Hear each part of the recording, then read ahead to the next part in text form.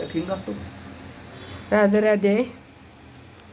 जय श्रीकृष्ण. आपण बनवत आहोत इडलिंबवाचं लोणचं. ते 2च लिंब आहेत, त्याच्या एवढ्या फोडी झालेत. मग रात्री चिरून त्याला हळद मीठ लावून ठेवलेलं आहे. आता आपण पुढची प्रोसेस आपण करणार आहोत.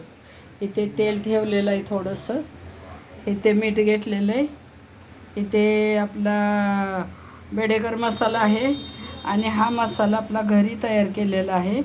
याच्यामध्ये जिरे आहेत, लवंग आहे, थोडी दालचिनी आहे, थोडं म्हणजे काय ते बोलतात तेजपत्ता आहे. एकदम सुंदर मसाला आहे आयुर्वेदिक. बडीशोप आहे, याच्यामध्ये धणे आहेत. थोडं थोडं सगळं भाजून तयार केलेलं आहे. आता आपण पुढची प्रोसेस चालू करायची. मी आता हे जे आहेत फोडी पिळून घेणार आहे. तुम्ही येणार ना?